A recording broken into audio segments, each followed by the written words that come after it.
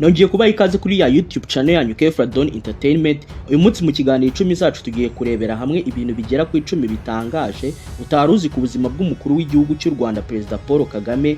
Ariyo mpamvu musaba kureba iki kiganiro kugeza kirangiye ubashe kumva icyambere.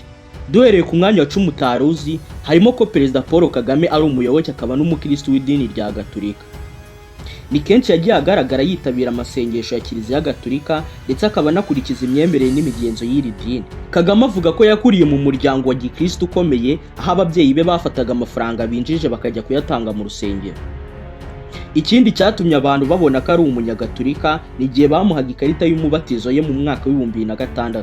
Kagame kandi yagiye yitabira bimwe mu bikorwa bya Kiliziya, harimo nk'umuhango wo kwishimira iyimikwa rya Kardinali Antoine Kambanda mu mwaka wa 2020.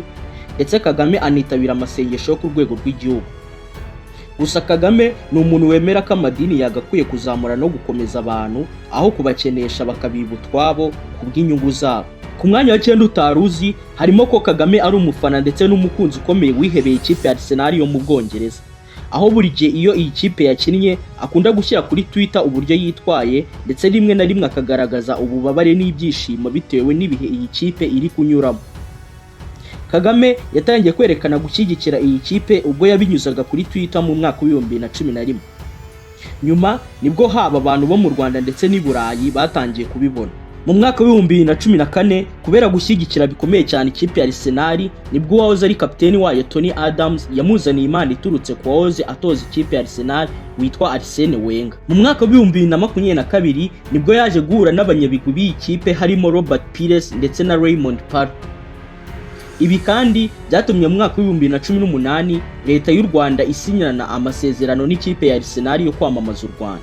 Ku mwanya wa 8 utaruzi, nuko Kagame mbere yashakaga kuba umwinjiniyeri, gusa kubera ibibazo bya politike byamuhateye kuba umuyobozi w'igisirikare.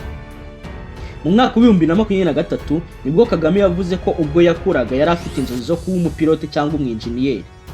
Avuga ko iyo aza kubona amahirwe ari byo yari guhitamo gukora ndetse no gukurikirana. Zimwe mu mpamvu zatumye inzozi ze atazigeraho harimo ko akiri impunzi mu gihugu cy'Ubugande yahuye n'ibibazo birimo ko yavangurwaga ndetse ntanabashe kubona amahirwe y'ubumenyi bwo hejuru.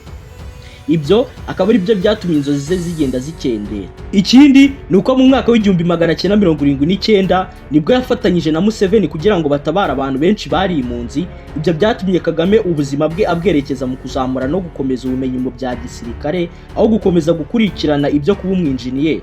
Inzozi ze zaje kurangira burundu ubwo mu 1994 we na RPF bazaga mu Rwanda mu ntambara yo kubohora igihugu.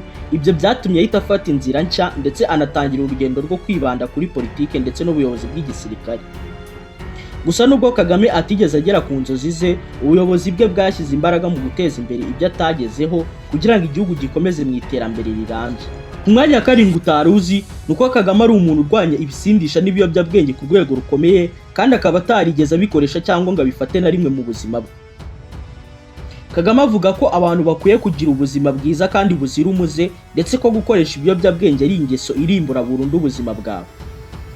Ikindi, Kagame ni umuntu ukunda gushishikariza abantu cyane cyane urubyiruko kwita ku mirire yabo kuko ari ingirakamaro ku mibiri yabo. Kagame kandi ni umuntu ubwe wiyemereye ko akunda kunywa amata menshi cyane, ariyo mpamvu ashishikariza abantu benshi kunywa amata aho kunywa ibisembuye cyangwa inzoga. Ikindi, Kagame ni umuntu ukunda kunywa amazi, akarya ibiryo bifite intungamubiri ndetse yavuze ko arya ibiryo ibyo ari byo byose kuba biribwa n'abantu, ko atajya avangura ibiryo. Ikindi ni uko akunda ikawa cyane kurusha icyayi, gusa n'icyayi aragikunda. Kagame kandi ni umuntu uzwiho gukora amasaha menshi agera kuri 15 ku munsi, ariyo mpamvu avuga ko kugira ngo ibyo bigerweho ari ukubera adafata ibiyobyabwenge cyangwa ibisindisha. Ku mwanya wa 6 utaruzi, nuko Kagame ari umwe mu bayobozi bakunda cyane imikino na siporo, haba kuyikora ndetse no kuyishyigikira. Uru rukundo rwo gukunda siporo zitandukanye ruturuka ku kuba yifuza ko abaturage bagira ubuzima bwiza, ku kuba yifuza ubumwe bw'igihugu no kugaragaza ishusho y'u Rwanda ku rwego mpuzamahanga.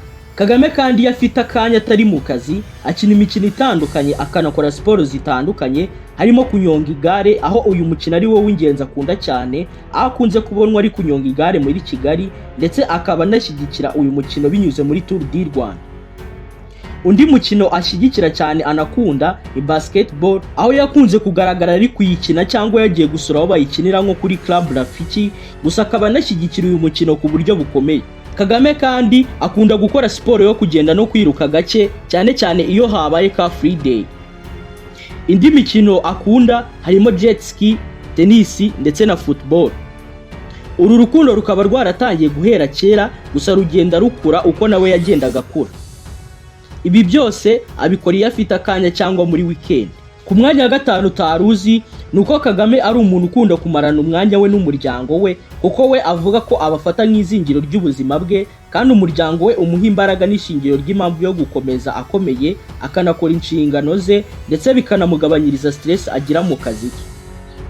Ikindi nuko bitewe nuko yabaye impunzi atigeze abona umwanya wo gusabana no kwishimana n'umuryango we, ibyo byatumye aharanira kuzagira umuryango utekanye kandi wishimye azajya yishimana nawe.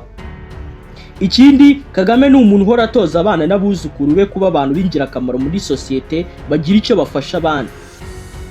Kagame kandi nubwo aba afite gahunda nyinshi, ashakisha uburyo bwose abona ikiruhuko cyo kuba ari kumwe n'abana be ndetse n'abuzukuru be.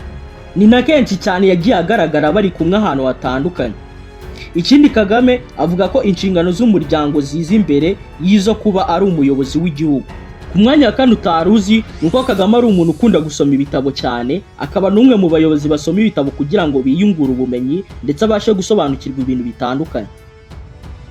Bimwe mu bitabo Kagame ashishikariza abantu gusoma harimo Emotional Intelligence by Daniel Goleman, Thunder from the East by Nicholas Kristof, ndetse n'igitabo cyitwa How Will You Measure Your Life by Clayton. Kagame kandi ni umuntu ukunda gusoma ibitabo bijyanye n'amateka, politike, iterambere, ubukungu, ubuyobozi ndetse n'indangagaciro. Ikindi kandi ni umuntu ukunda gusoma ibitabo mu ijoro, kandi agasoma inshuro nyinshi cyane, ndetse nta nubwo asoma ibitabo gusa, ahubwo abikuramo ibitekerezo byiza by'ingirakamaro akabikoresha mu kazi ke ka buri munsi. Urukundo rwo gusoma ibitabo yatangiye kurugira ubwo yari impunzi mu Bugande, ndetse atangira kwiga aho rwagiye rukura cyane cyane kugeza abaye umuyobozi. Ku mwanya wa gatatu utaruzi nuko Kagame azi kuvuga indimi nyinshi kandi neza adategwa. Iba hanini byatewe n'ubuzima bw'ubuhunzi yakuriyemo, akazi inshingano za gisirikare yagize, ndetse n'imbaraga za politike zo gutuma u Rwanda rubasha kugirana umubano no kurumenyekanisha ku rwego mpuzamahanga.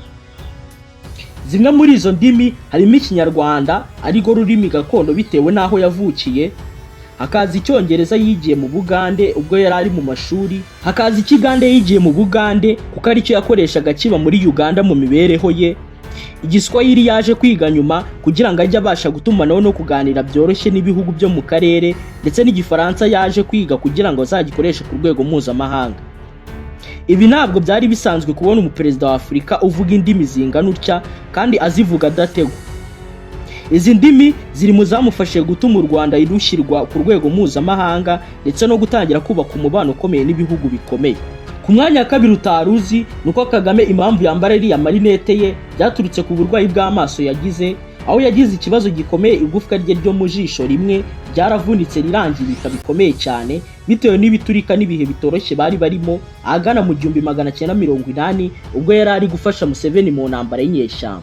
Icyo kibazo amaze kukigira cyaje gukomeza kirushaho kuba kibi bitewe n'uko yatinze kubona ubuvuzi buhambaye kandi buteye imbere. Gusa nyuma baje kumubagira mu Budage ubwo yari akiri muri NRA na Museveni. Mu mwaka wa 2001 yaje kubona ubuvuzi buteye imbere burenze bwa laser technology abukorewe muri New York kugira ngo bongere ubushobozi bw'imirebere ye. Kagame kandi akaba yaratangiye kwambara rinete kuva mu myaka y'1900. Bumwe mu bwoko bwa rinete Kagame yabonywe yambaye harimo Katya ndetse na Kamane yo mu Buyapani. Gusa Kagame we avuga ko yambara rinete kugira ngo zimufashe kureba apana nk'umurimbo wo kwerekana. Uko imyaka yagiye ishira niko yagiye ahindura ubwoko bw'amarinete kugeza na n'ubu. Ku mwanya wa mbere utaruzi nuko Kagame yabaye mu buhungiro nk'impunzi imyaka 30 yose. Nyuma yo kuvuka mu mwaka w'1957 Kagame n'umuryango we bahise bahunga kubera imvururu n'ibibazo by'amoko byari biri kuba mu mwaka w'1961 ubwo yari afite imyaka 4 gusa. Aha niho bafataga abantu bo mu bwoko runaka bakabibasira bikomeye cyane, bakabica urubozo ndetse bakanabangiriza ibyabo. Ibyo nibyo byatumye Kagame akurira akanamara ibinyacumi bigera kuri 3 by'ubuzima bwe bwose nk'impunzi mu gihugu cya Uganda. Nibwo yaje kujya kuba mu karere ka Toro, aho yaje kujya kwiga akaza no kuhahurira n'umuntu waje kuba inshuti ye y'ahazaza Fred Gisa Rwigema. Ubuzima bari babayeho mu nkambi ya Ncungerezi bwari bubi cyane, aho impunzi zakoreraga imirimo ivunanye abahinzi baho kugira ngo zibeho. Nyuma nibwo yaje kujya kwiga mu ishuri rya Ntare, ariko aza kuhahura n'ikibazo n'uko bamuvugagaho amagambo mabi kubera ko yari impunzi. Nibwo mu mwaka w'1979 yaje gufatanya na Museveni gukuraho Idi Amin Dada, aribwo nyuma baje kumugira umwofisiye mukuru mu gisirikare cya Uganda ndetse anahagararira ubutatsi mu Buganda. Nibwo akiri mu gisirikare cya Uganda we n'abandi baje guhita bashinga RPF cyangwa FPR Inkotanyi. Aribwo mu mwaka w'1990 yaje kuva mu gisirikare cya Uganda ajya kubohoza u Rwanda ari kumwe n'abandi banyarwanda bari barahunze. Ndabashimiye abantu mwese twabanye kugeza ku musozo w'iki kiganiro, bibutsa gukanda subscribe kugira ngo ibiganiro by'ubutaha bizajyeho muzabibone mu bambere no gusharinga iki kiganiro ku bantu benshi. Naho ubutaha.